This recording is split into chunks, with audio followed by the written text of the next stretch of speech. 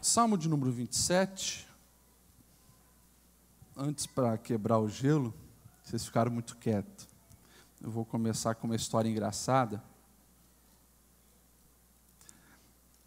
Diz o pastor Cláudio Duarte, que às vezes ele fala umas piadinhas nas mensagens dele para dar uma aliviada, porque depois vem uma verdade muito forte. As loiras me perdoem, é só uma brincadeira, tá? As loiras me perdoem, é só uma brincadeira, mas diz que 3 loiras andavam no deserto, no terceiro dia, estavam quase morrendo, elas encontram aquela tal lâmpada mágica, e daí o gênio aparece. Elas estavam em 3, era a loira, eu falei errado, era a loira, a morena e a ruiva. E daí o gênio aparece e diz, cada um tem um pedido. A morena se tacou na frente e diz, por favor, eu quero ir para uma praia agora com uma água de coco bem gelada. Aí o gênio estralou o dedo e ela foi. Daí a ruiva falou, olha, eu gostaria de ir para uma cachoeira e quero bastante Coca-Cola, sorvete, que eu não aguento mais isso aqui. E foi. Ficou a loira olhando para a cara do gênio, passou 5 minutos, 10 minutos, e o gênio, e aí, vai fazer o teu pedido? Ela olhou, eu estou sentindo tanta falta das minhas amigas, traz elas de volta. Daí trouxe. Pois é, mas nós estamos numa igreja aqui, não é muito lugar de piada. Mas eu queria que você pensasse comigo. Se você, claro que a gente sabe que história de gênio é besteira e não existe, mas se você pudesse fazer um pedido, e esse pedido se realizasse, qual seria o seu pedido? Pense aí. Melhor, olha para quem está do seu lado e pergunta para ele, qual seria o teu pedido?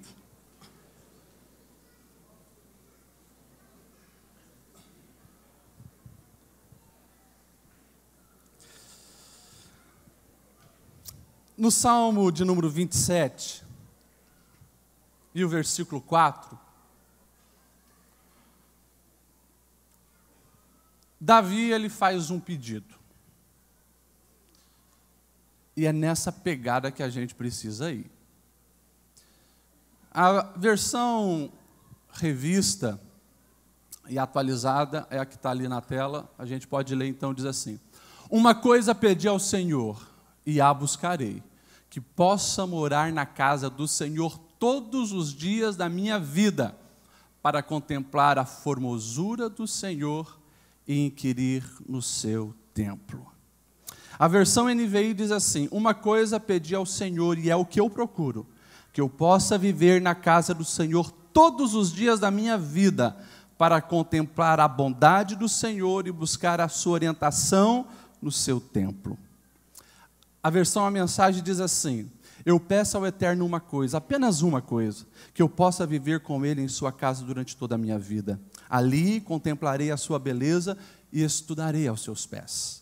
A versão da Nova Tradução Linguagem de hoje diz assim: a Deus o Senhor pedi uma coisa, e é o que eu quero, é só isso, que Ele me deixe viver na sua casa todos os dias da minha vida, para sentir maravilhado a sua bondade e pedir ali a sua orientação. A reflexão dessa noite é bem simples, você já me ouviu pregar várias vezes aqui neste lugar sobre isso. E eu vou bem de leve hoje, porque algumas pessoas disseram que domingo passado eu estava muito bravo, mas não estava, não. Mas depois você ouve lá a mensagem, você diz. Quando nós olhamos esse texto aqui, ele precisa saltar aos nossos olhos e nos levar a entender que uma coisa apenas nos basta. E Davi foi muito sábio em fazer este pedido ao Senhor. É claro, se você ler os Salmos e se você observar a vida de Davi, você vai ver que ele não pediu uma coisa só ao Senhor. Davi, ele pediu várias coisas ao Senhor.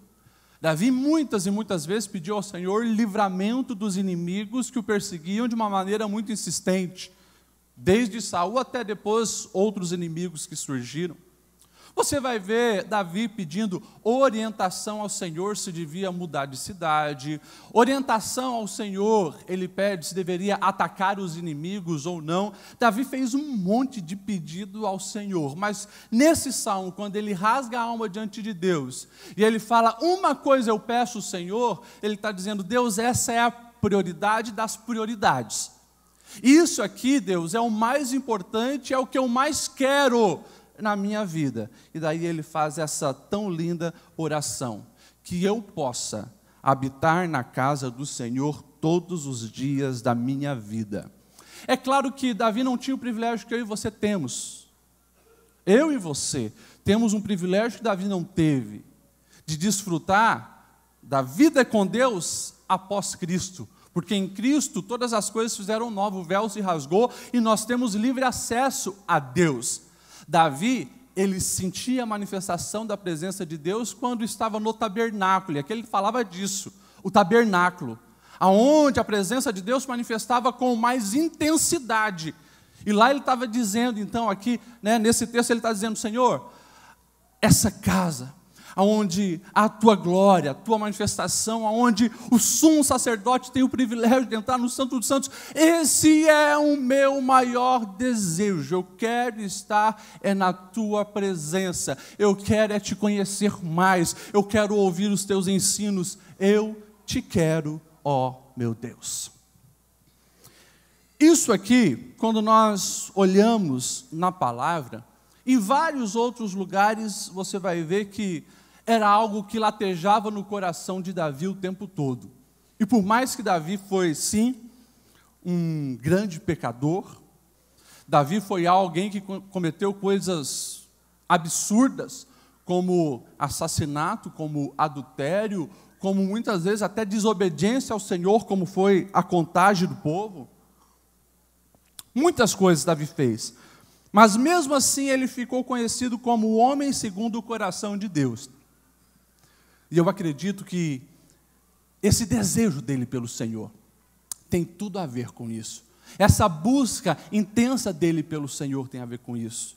Quando você ouve, por exemplo, a confissão e a oração dele, no Salmo 51, depois que ele peca, o verso 11 ele destaca, não retires de mim o teu espírito, eu não quero sair da tua presença, tira trono, tira mulheres, tira riqueza, tira tudo, Senhor, mas não tira a tua presença. Por quê?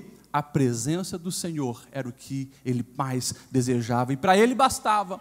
O texto, o complemento vai dizer que ele desejava morar na casa do Senhor, não apenas por hoje, não apenas no dia seguinte, uma semana ou um mês, por todos os dias da minha vida. Ou seja, não é apenas no momento do desespero que ele buscava o Senhor, ou não era no momento quando as coisas estavam em bonança, todos os dias querendo a presença do Senhor.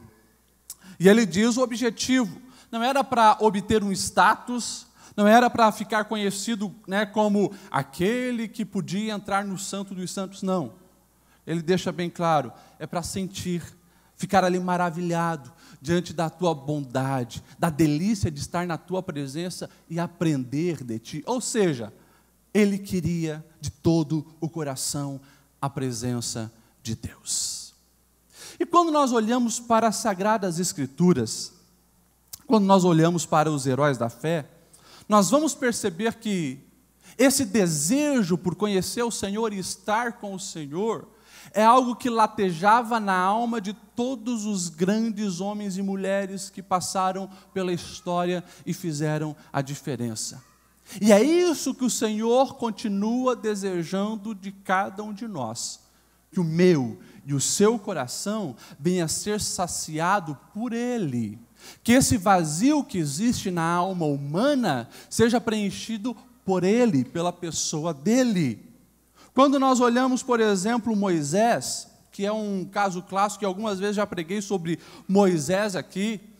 Moisés, um homem escolhido por Deus para ser talvez o maior líder que a gente vai encontrar no Antigo Testamento, a multidão que ele liderou, a excelência com que ele viveu, alguém que era chamado de amigo de Deus, o qual o Senhor conversava face a face.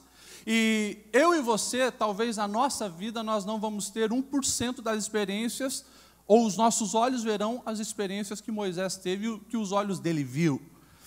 Moisés, ele é aquele que é enviado, depois de ter um encontro com Deus na sarça ardente, ouviu o Senhor, liberta o povo do maior império que aprisionava os israelitas, o império dos faraós ali no Egito. Ele, de início, vê o Senhor mandar 10 pragas, coisas que... Imagine se você pudesse fazer com os teus inimigos, né? Uma dessas pragas, você já ia ficar maravilhado. Foram 10 pragas. Liberta o povo, o mar se abre, eles chegam do outro lado, no meio do deserto, do nada, para literalmente aprender a depender de Deus. Não tem água, sai água da rocha. Não tem pão, chove pão do céu. Está muito quente, tem uma nuvem cobrindo e guiando o povo. Está muito frio à noite e escuro, tem uma coluna de fogo para clarear e aquecer. Era milagre atrás de milagre. Surgem inimigos, Moisés levanta as mãos, inimigos caem por terra. E a gente sabe que o povo escolhe o caminho da rebeldia, da rebelião, da murmuração, da calúnia contra o próprio Moisés. O clima não está bom e Deus diz, eu vou mandar um anjo, não vou mais com vocês. Daí tem aquele diálogo lá em Êxodo capítulo 33. Eu acho fantástico o que está escrito ali, verso 11, verso 13, verso 17 e verso 18.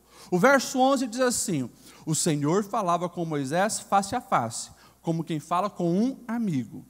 E daí no verso 13, olha só o que Moisés vai dizer. Se me vês com agrado, revela-me os teus propósitos, para que eu te conheça e continue sendo aceito por ti. Depois, verso 17, o Senhor então disse a Moisés, farei então o que você me pede. O que ele pediu? Deus, não queremos um anjo, nós queremos é a tua presença, porque eu tenho me agradado de você, Moisés, e te conheço pelo nome. O que mais que você quer, Moisés? Daí o verso 18, Senhor, eu peço que me mostre a tua glória. No coração de Moisés há um desejo insaciável por conhecer a Deus. Viu todos aqueles milagres, coisas fantásticas e fabulosas e ao mesmo tempo assustadoras, mas ele queria era a presença de Deus e conhecer mais a glória do Senhor. Eu continuo olhando para o Antigo Testamento e eu vejo um profeta chamado Abacuque, aonde, junto com Jeremias, eles estão perplexos pela situação que está Judá, o pecado dentro e os inimigos agora, então, sendo instrumento de Deus para punir o próprio povo. Lá vem Nabucodonosor, o caos está instalado, você vai ver o próprio Abacuque muitas vezes questionando o Senhor, Deus, por que isso está acontecendo? Não estamos entendendo, e daí ele mesmo pergunta, tu vai usar alguém mais pecador do que nós para nos punir, porque lá estava vindo a Babilônia, mas ele finaliza todos os seus questionamentos e as suas profecias. E você conhece muito bem, porque provavelmente você já falou algumas vezes o que ele registra, né? E ele diz, mesmo não florescendo a figueira, e não havendo uvas na videira, mesmo falhando a safra de azeitonas e não havendo produção de alimento nas lavouras, ou ovelhas no curral, ou bois nos estábulos, ainda assim, eu exultarei no Senhor e me alegrarei no Deus da minha salvação. O Senhor, o soberano, é a minha força. Ele me faz andar como servo nos lugares altos.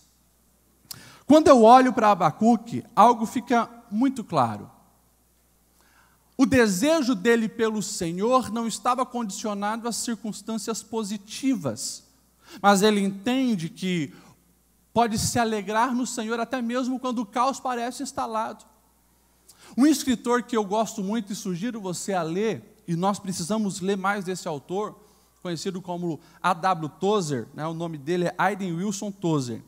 Ele disse assim, a pessoa cujo tesouro é o Senhor, tem todas as coisas concentradas nele. E quando as perdas vêm, porque vêm para todos, esse não perde a satisfação da vida, pois Deus é a origem do seu deleite. Se começa a perceber que a nossa realidade de igreja está muito longe daquilo que o Senhor deseja para cada um de nós? Você começa a perceber que a gente só encontra motivos para entrar aqui, levantar a mão, glorificar o Senhor, quando as coisas estão bem, quando o emprego está lá, quando o dinheiro está lá, ou no outro oposto, quando as coisas estão extremamente mal, e daí você vê aquele mágico, aquele Deus que vai fazer uma mágica e te tirar daquela situação, mas é só um Deus utilitário. O que está faltando no nosso coração e na nossa alma é desejo pela pessoa do Senhor. É essa ligação com o eterno e essa alimentação da nossa alma no eterno, que é só Ele que pode nos satisfazer, que vai gerar os frutos que nós vimos, por exemplo, no DOI, e que precisa estar no nosso cotidiano. Desejar o Senhor, amar o Senhor, buscar o Senhor, se entregar totalmente ao Senhor e dizer: se eu te tenho, Senhor, isso me basta, Tu és tudo que eu preciso. Talvez o exemplo bíblico mais radical nós encontramos na própria figura do apóstolo Paulo, aquele que ele mesmo vai dizer, fariseu dos fariseus. Ou seja, quem que são os fariseus? Os fariseus começaram como um grupo com boas intenções durante o período do cativeiro babilônico. A gente sabe que os fariseus são aqueles que entenderam que foram levados para o cativeiro pela Babilônia justamente pela desobediência ao Senhor e por não obedecer os ensinos do Senhor. Então, quando eles estão no cativeiro, eles são radicais.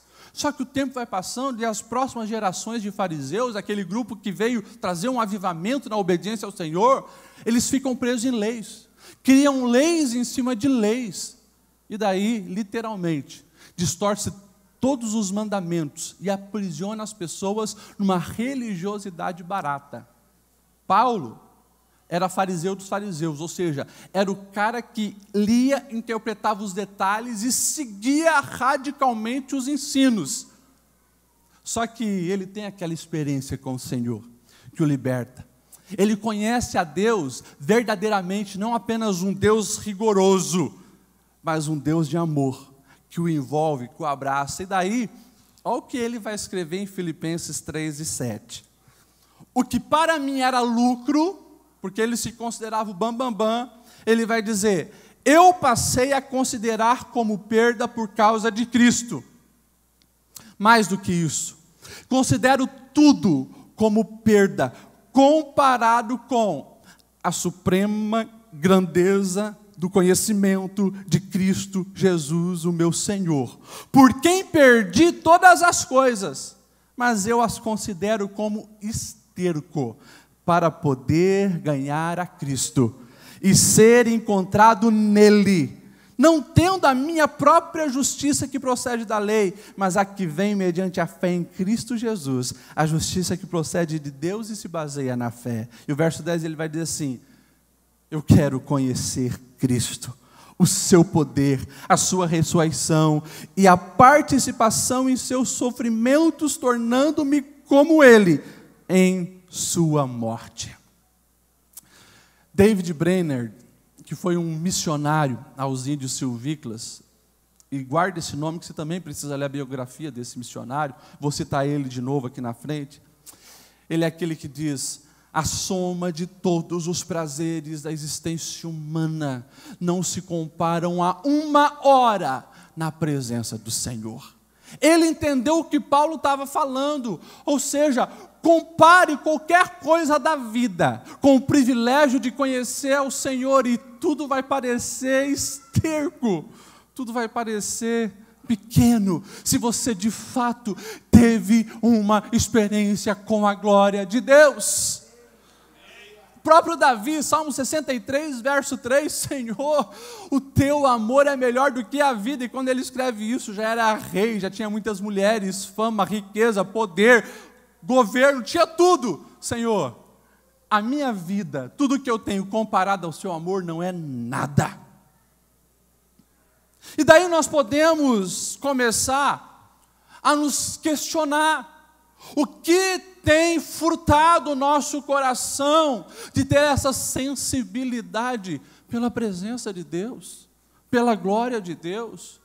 E a gente precisa sair do campo da teoria e começar a partir para a prática. O texto que nós lemos como base, ele é bem direto e claro. Uma coisa eu peço ao Senhor.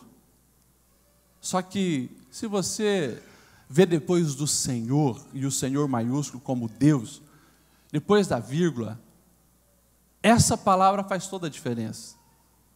É o desejo do meu coração. Mas não vai ficar só na teoria. E a buscarei. Eu acredito que aqui que nós estamos falhando.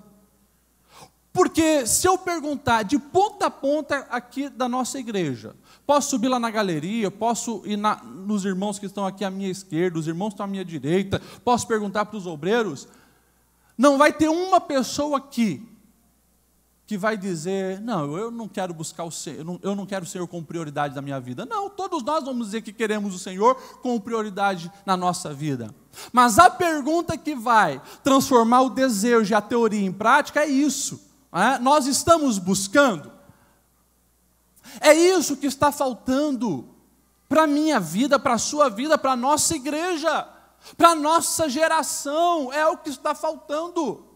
Buscar realmente a presença do Senhor e saciar a nossa alma nele.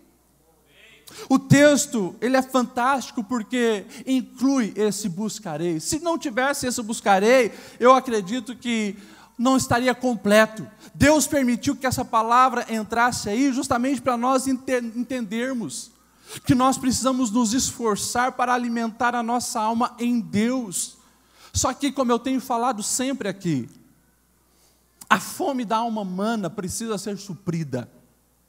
Porque todos nós, desde a nossa criação, nós fomos criados para um propósito, para Deus. O ser humano foi criado para Deus. E você pode, né, e quando eu estava na faculdade, eu até lançava essas perguntas para os professores agnósticos, né, como que pode vocês dizer que Deus é uma criação humana, que foi passando e influenciado por outras gerações que vieram lá de trás, se quando você encontra uma tribo que ainda não teve contato com um homem branco, lá ele vai estar manifestando o seu desejo de adorar alguma coisa, e preencher esse vazio da alma com alguma coisa. Ele adora o sol, ele adora os espíritos, ele adora a árvore, adora alguma coisa, porque essa fome por Deus está na nossa alma. Mas o grande problema é que eu acho que nós, que vivemos pós-Cristo, nos acostumamos com o sagrado. E a gente para de buscar, a gente para de se dedicar, a gente se acostuma com as coisas do jeito que estão. O ser humano é assim. Você lembra o teu primeiro dia de trabalho, quando você estava precisando daquele trabalho? Você olhou no olho do seu patrão e você disse, eu vou me dedicar, eu quero me entregar ao máximo. E se ele pedia para fazer uma hora extra, você era o primeiro que estava lá. E você queria aprender todas as coisas, mas passou um ano, e você meio que já dominava todas as coisas que chegou à tua mão, e daí você, né, foi mais tranquilo. Se ficou 10 anos naquela empresa, você entrou no automático, e fazia as coisas mecanicamente, é assim. Posso fazer uma outra comparação, um relacionamento. Né? Quando o casal está começando aquele namoro apaixonado, né? Tipo o Gui e a Jennifer, né? O nome dela é Jennifer. O casal, né? Eu sei porque com a Júlia foi assim, né? A gente se dedicava totalmente. Eu, algumas vezes, me lembro pelo menos 2 vezes, estudava aqui no centro, né? Se eu sabia que um dos professores ia faltar e chegava esse aviso para a gente, eu fazia questão de pagar uma passagem e até lá, pegava o ônibus que ia para Água Verde, parava ali na Velha, ficava 2 minutos com ela para pegar na mão dela, dar um beijinho e voltar, e achava tudo aquilo maravilhoso, né? Mas a gente casou e alguns pequenos detalhes da vida e da beleza do relacionamento, se você não cuidar, vai se perdendo. É assim. A gente começa a se acostumar com algumas coisas que não deveria. E de repente, esse moço apaixonado, que ele sempre é muito educado nos primeiros dias, né? E quando vai comer junto, ele que costumava lá na Blue Pizza pegar 30 pedaços e comer, ele fica com 6, né? Porque ele quer manter uma boa aparência, né? Mas depois de uns 3 anos ele está rotando na frente dela. Se acostumou e parou, quem sabe, de se dedicar como se dedicava antes. E agora traz isso para a realidade espiritual. Traz isso para a realidade espiritual. E começa a lembrar de quando você teve a tua primeira experiência com Deus. Se lembra? Se lembra que o coração ardia? Se lembra que você tinha o desejo de acordar de madrugada para orar? Se lembra que o jejum passou a ser uma prática frequente na sua vida? Se lembra disso? Só que passou uns 2 anos, 3 anos e o botão automático espiritual foi ligado. E daí você parou de buscar Deus de todo o coração como deveria. Quando isso acontece, a gente começa a se esquecer que a nossa alma só pode ser preenchida para ser satisfeita em Deus. Mas a gente começa a encontrar algumas outras coisas que momentaneamente supre as necessidades da nossa alma. E é o que a sociedade faz o tempo todo. Você vai ver que a sociedade faz isso o tempo todo. Desde o cristão ao ateu, está buscando alguma coisa para preencher a sua alma. Alguns são nos estudos e nos diplomas, alguns são no lazer, na diversão, alguns são nos vícios, na bebedeira, alguns são em alguma coisa. E quando eu falo sobre isso, eu falo com um grande temor no coração, porque todos nós precisamos o tempo inteiro estar lutando para não entregar o trono da nossa vida para alguma outra coisa. Seja até por coisas nobres. Não estou falando só de vício e coisas ruins, por coisas nobres, como o cuidado da tua família. Pastor Lediel, o que o senhor está dizendo? Estou dizendo o que Jesus disse. Se alguém amar mais o seu pai, a sua mãe, o seu cônjuge, o seu filho mais do que a mim, não é digno de mim. Jesus, e eu já repeti algumas vezes isso, não deu o golpe do baú em ninguém, prometendo algo light e depois sendo radical. Desde o começo, Jesus foi bem direto. Ou você entrega tudo e me coloca no trono da sua vida, e você busca o meu reino em primeiro lugar, ou não vai servir para nada. Vai viver uma vida preenchendo o vazio da alma com muitas futilidades. Falando em Jesus, para pensar sobre as parábolas que ele conta, e Mateus capítulo 13 vai registrar isso. Ele vai dizer, olha, o reino dos céus é como um tesouro escondido num campo. Alguém achou. Tendo encontrado, ele esconde de novo, mas ele vai alegre. Alegre. Ele vende tudo o que tem para comprar aquele campo e ficar com esse tesouro. Para seguir um princípio que os estudiosos davam quando uma verdade é dita, para reafirmar e mostrar a importância dela, Jesus emenda. É como uma pérola de um grande valor. Um negociante encontra essa pedra preciosa.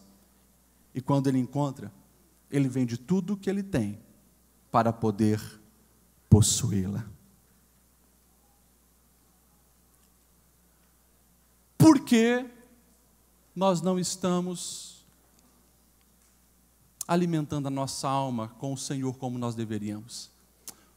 Por que nós não estamos buscando Ele em primeiro lugar?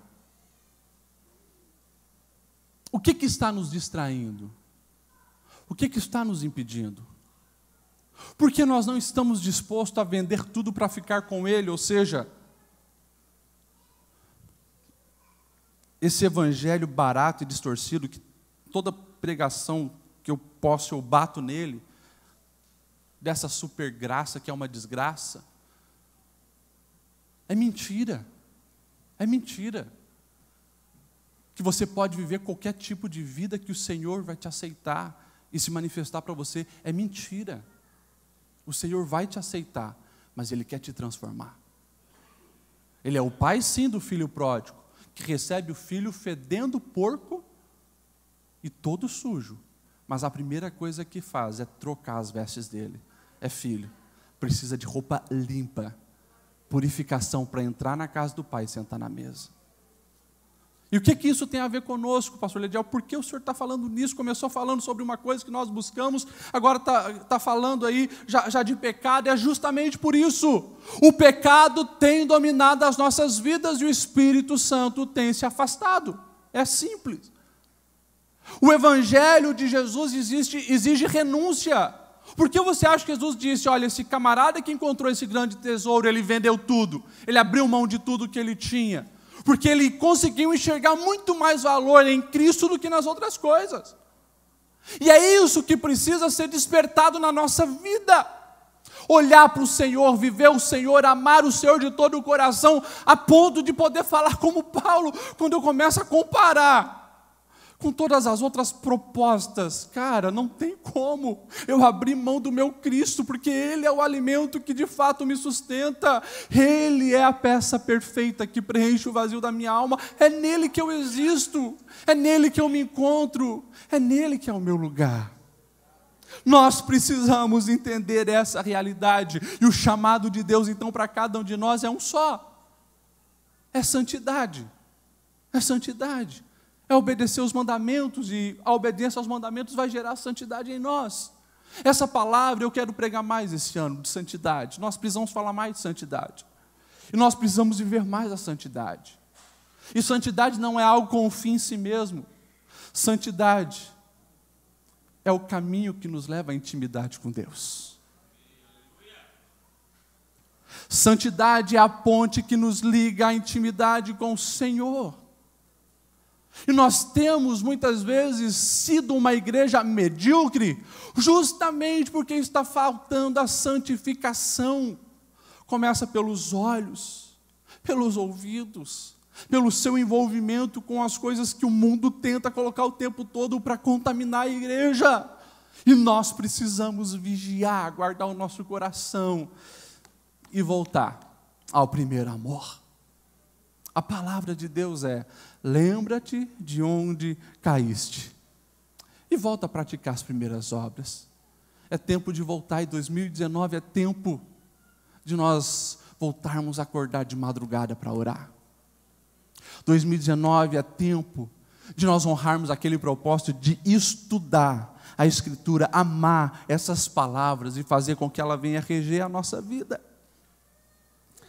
Deixa eu ler um pouquinho das frases do David Brainerd. E se tem um livro que eu gostaria que você lesse esse ano, é sobre a biografia e os devocionais de David Brainerd. Um cara que viveu só até os 29 anos, mas gastou a sua vida pela causa do Senhor. Olha só o que ele vai dizer e ver se não se aplica à nossa realidade de hoje. Nós, insensivelmente, desperdiçamos tempo enquanto pensamos em abundância, estamos tão estranhamente distraídos a ponto de, em grande medida, perdemos a noção da santidade e das qualificações necessárias para nos prepararmos e para sermos habitantes do paraíso celestial. Ele é alguém que continuamente fazia uma oração, e eu acho essa oração linda dele: Senhor, ajude-me a diferenciar a escória brilhante do ouro mais puro. Ajude-me a diferenciar a escória brilhante do ouro mais puro. Não é a nossa realidade. preso em escórias brilhantes, achando que, como ele mesmo vai dizer, né? Temos muito tempo, a vida vai durar muito tempo ainda. Estamos desperdiçando o melhor, que é a presença do Senhor. Ele mesmo diz: aplique-se à oração, à leitura e à meditação sobre as verdades divinas. Lute para penetrar até as suas profundezas e nunca esteja contente com o conhecimento superficial. O Antigo Testamento resume tudo isso que eu estou falando. Quando nós olhamos lá em Deuteronômio 23:11, a palavra é: por isso dedique-se intensamente em amar o Senhor. E no Novo Testamento, para a gente caminhar para o fim, é a palavra de Jesus. Quando alguém ousadamente o chama mestre, qual é o maior dos mandamentos? E Jesus responde, você conhece essa resposta e já ouviu 300.000 vezes ela. Ame o Senhor, o seu Deus, de todo o seu coração, toda a sua alma e todo o seu entendimento. Este é o primeiro e grande mandamento. Jesus ele emendou, falando do segundo mandamento, que é amar o próximo como? A nós mesmos. Só que o próximo só existe se o primeiro ele é exercido. É prioridades de prioridades. Se a coisa mais importante é isso, a pergunta é: por que não estamos fazendo? Eu considero o que Jesus falou mais importante do que qualquer outro filósofo falou, do que qualquer outro sábio falou. Mais uma vez, se eu fizer essa pergunta para cada um de vocês, e se eu perguntar, aquela dica que aquele youtuber deu sobre vida é mais importante do que Jesus falou? Você vai dizer, não. Mas aquele professor da universidade, ele falou que o mais importante da vida é isso. Jesus disse que é isso. Não, Jesus é mais importante. Todos nós aqui, que estamos numa igreja, somos cristãos, nós vamos dizer, Jesus, o que ele disse é mais importante. Porque nós não estamos colocando em prática e amando o Senhor de todo o coração, alma e entendimento. A minha oração pessoal nesse ano tem sido: Senhor, essa uma coisa que Davi anelava, que dominava o coração dele, ele acordava pensando nisso, eu quero para mim. Eu não posso me conformar em acordar pensando na conta que tem para pagar, no problema que tem para resolver, no irmão que eu preciso visitar, no aconselhamento pastoral que tem que dar, na família que eu tenho que ajudar a restaurar. Antes de tudo isso, eu preciso de uma coisa com o pastor: é buscar o Senhor. E isso é o que nós precisamos. O Senhor, Ele está disponível para nós. A gente vive o tempo da graça. Mas, como eu disse, tem sido uma desgraça o nosso conformismo com a graça. Porque a gente, no discurso, sabe que o véu se rasgou. Mas o véu se rasgou com um propósito: para a gente passar e a gente entrar. Nós precisamos buscar o Senhor de todo o nosso coração, alma e entendimento. Só assim, eu e você vamos ver os propósitos de Deus se cumprirem na nossa vida. Busque a Ele intensamente. Afaste-se do pecado, afaste-se da mentira. Ei, não permita que essa escória brilhante domine o seu coração. Abra mão de tudo aquilo que te afasta do Senhor e procure obedecer os mandamentos dEle. Não apenas para você se livrar das consequências do pecado e ser apenas mais um religioso com medo do inferno. Não! Mas que você possa obedecer ao Senhor para viver uma vida de santidade, sabendo que é isso que vai te levar à intimidade com Deus. muito mais do que o ônus que pode nos prejudicar. O que deve nos atrair é o bônus de ter uma experiência todos os dias com o Criador do universo. É isso que o Senhor deseja fazer com cada um de nós. E quando nós começarmos a entender a profundidade do Senhor e mergulharmos nele, a gente vai viver a vida em abundância que Ele nos prometeu. A gente vai conseguir enxergar que os problemas que tentam nos assolar todos os dias, na verdade não são nada, porque o nosso Senhor, Ele é todo soberano. E aquele problema que te assola, aquela pessoa que te atormenta, aquela dívida que te incomoda, aquela questão familiar que tanto angustia o teu coração, à medida que você estiver conhecendo a plenitude do Senhor, você vai ver que para o teu Deus isso ali é um detalhe, é assim para fazer, mas Ele muitas vezes está permitindo que essas coisas aconteçam. Nunca foi para te oprimir, nunca foi para dilacerar a sua alma. O propósito é um só, para você se lembrar dEle, e se lembrar que Ele está ali, disponível para viver contigo todos os dias. Se coloque em pé. Eu preciso terminar, que nós precisamos cear e tem ainda as diretorias para apresentar. Mas eu preciso finalizar com essa pergunta para você. Qual é o anelo da sua alma? 2019 você estabeleceu lá no topo das prioridades o quê? Aquele imóvel? A promoção no trabalho? O que você colocou no topo da lista de prioridades?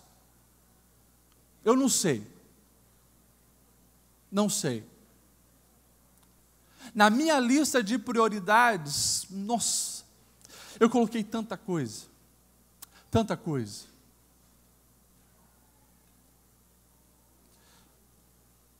Mas se lá no topo não tiver a busca pelo Senhor em primeiro lugar, e eu me disciplinar para me livrar das escórias brilhantes e buscar o ouro, tudo que vem depois não vai preencher o vazio da minha alma. Essa palavra tão simples e tão singela, ela é o maior diferencial para a gente se livrar da vida medíocre que o inferno tenta nos colocar. Por favor, não se conforme aonde você chegou no seu nível espiritual. Não se conforme. Pastor Ledia, mas eu tenho 30 anos de igreja. Estou nem aí. Você pode ter 50. E infelizmente o que eu tenho visto é que tem pessoas que nesses tantos anos de igreja ficaram com uma casca tão grossa que diante do Senhor não tem mais lágrimas, não tem mais amor, não tem mais desejo. Virou um religioso.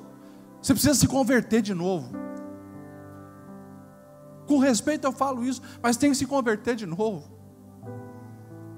Mas se nós começarmos a entender algo tão simples, que o novo convertido que aceitou Jesus essa semana, ele entendeu, e ele está vivendo, porque nessa semana que passou, ele já jejuou, nessa semana que passou, ele já acordou de madrugada para orar, e ele está com uma fome absurda de Deus. Em poucos dias ele entendeu isso. Se nós entendermos, eu creio que 2019 nós vamos viver o sobrenatural. E quando eu falo sobrenatural, eu não estou falando apenas em milagres, manifesto. Não estou falando de viver os sinais. Eu estou falando, é da glória do Senhor se manifestar e de nós vermos, principalmente, vidas se convertendo e se rendendo ao Senhor de todo o coração. Eu creio que 2019, aquele teu colega de trabalho, que você conhece há tanto tempo, convive há tanto tempo, ele precisa olhar para você e ele precisa se incomodar com a vida pecaminosa dele. Não porque você está com o dedo na cara dele, acusando dos erros dele, não. Mas porque quando você chega, a glória de Deus se manifesta naquele lugar. Ei, jovem, aquele pior professor, que se você tivesse mais discernimento espiritual, você veria a potestade maligna por trás dele em cada palavra, lançando veneno no seu coração. Se você buscar o Senhor de todo o seu coração, você não vai ficar discutindo para envergonhar o professor e mostrar como ele é bom. Mas o professor, ele vai querer saber o que tem na sua vida que você é diferente. Nós fomos chamados para ser sal, para ser luz. Duas realidades que só existem e têm importância quando são gastas. Esse é o ano para você não se conformar com a tua frutificação lá embaixo. O nosso Senhor é exigente. Ele vai voltar. E quando Ele voltar, Ele vai exigir o que você fez com os talentos que Ele colocou na sua mão. Ah, que você não seja aquele que enterrou o talento. Porque o seu fim vai ser triste. O seu fim vai ser triste. Mas que o talento que o Senhor te deu, você possa dizer: Senhor, está aqui. Desenvolvi. E pelo menos essa pessoa eu estou trazendo aos seus pés. Pelo menos isso eu consegui fazer, impactar outras vidas. Está aqui. Pastor Lidiel, essa palavra é muito dura. Eu sei. Mais uma vez eu lembro do que Jesus disse. Quando Ele começou a dizer, João 6 registra isso, que Ele era pão da vida, caminho, verdade e vida. E as pessoas começaram a perceber que o compromisso que Ele estava propondo era um compromisso de vida. O texto vai dizer que todos começaram a sair. Ficou 12. E Jesus ainda olha para eles e diz: vocês não querem ir embora também? E a resposta de Pedro é fantástica: para quem iremos nós? Tu tens a palavra de vida eterna. Esse desejo pela eternidade que lateja no nosso coração, Senhor, só Tu pode preencher. Para quem iremos nós? E eles ficam. Jesus morre, eles fogem. Mas depois tem uma experiência com o Cristo ressurreto. Isso basta para todos eles, com exceção de Judas, que havia se enforcado. Todos eles entregam cada segundo da sua vida por Cristo. Se eu não entendi isso ainda, se você não entendeu isso ainda, que é o evangelho básico, que o Senhor quer tudo de mim e de você, olha, nada mais faz sentido. Estamos na categoria de religiosos. Mas quando eu começo a entender que o Senhor olhou para a sua igreja e disse: ei, a partir de hoje vocês darão continuidade a essa obra que eu comecei aqui. Comecem a fazer isso em Jerusalém, depois vão para Galiléia, Judéia, Samaria, até os confins da terra. Deem continuidade. Mas Senhor, Nós sozinhos sim, mas vocês não vão estar só. Enviarei o Consolador, o Espírito Santo vai com vocês.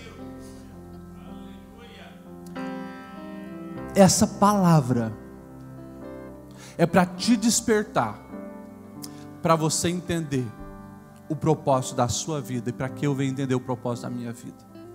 Não tem outra opção. É o Senhor, é o Senhor, é o Senhor. Uma coisa nos basta: o Senhor. O resto, Ele garantiu de acrescentar.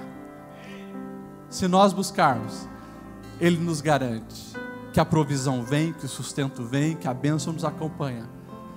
Mas que essa uma coisa que gera o sentido para a sua existência seja o Senhor. Feche seus olhos, vamos orar. Deus, 3.000 anos atrás, o desejo de Davi mostrou o que importa na busca humana. Senhor, nós estamos aqui em Blumenau, como Igreja Assembleia de Deus, e nós estamos, Senhor, aqui dizendo que nós nos arrependemos, porque até na teoria nós afirmamos que no trono do nosso coração está o Senhor, mas como o que importa é a prática, fica muito evidente que outras coisas já estão assumindo esse trono há muito tempo. Só que nós não estamos conformados, porque a gente sabe que o nosso nível de espiritualidade está muito aquém daquilo que nós já poderíamos viver. A nossa caminhada contigo está muito aquém, Senhor, do que nós poderíamos caminhar. E nós estamos aqui, Senhor, inconformados com aquilo que nós vivemos em 2018, em 2017 e outros anos. 2019 nós não queremos continuar nesse ciclo de vida, de apenas trabalhar, pagar conta, comprar comida, e no outro mês trabalhar, pagar conta, comprar comida. Não, esse não é o propósito da existência. Nós como igreja não fomos chamados para isso. Nós como igreja fomos chamados, Senhor, para dar continuidade àquilo que Tu começaste. A redenção aconteceu, o novo caminho foi aberto, e nós somos sim os responsáveis para levar a humanidade por esse caminho. Deus, nós estamos aqui dizendo, Senhor, que nós queremos Te conhecer mais, Te conhecer na intimidade, Te conhecer muito mais do que qualquer outro momento da nossa vida. Nós Te conhecemos.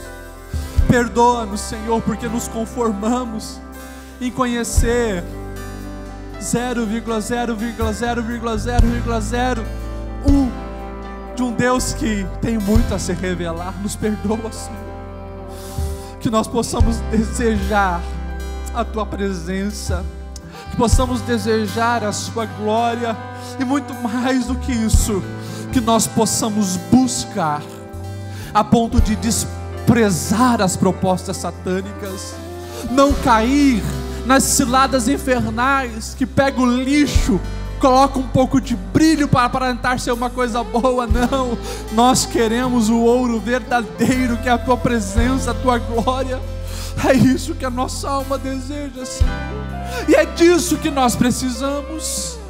Deus, que 2019 seja o tempo do avivamento para a nossa vida e para a nossa igreja, que em unidade nós possamos buscar isso, para que, como nós vimos ali, a manifestação da Tua glória nos dias de 2 Suas férias possa acontecer durante todos os anos, e quando chegar de verdade as férias, Senhor, não apenas uma cidade seja impactada, mas aonde cada crente da ADBlu chegar, a Tua glória possa se manifestar. Deus, nós queremos a Tua glória, nós queremos a Tua presença, nós Te amamos, Senhor, e queremos derramar a nossa alma nesse propósito. Deus, nos ajuda nos ajuda a vencer a preguiça, nos ajuda a vencer as distrações, nos ajuda, Senhor, a vencer a nós mesmos, e que possamos viver o sobrenatural neste ano. É a nossa oração, o nosso pedido, em nome de Jesus. Amém, amém, amém.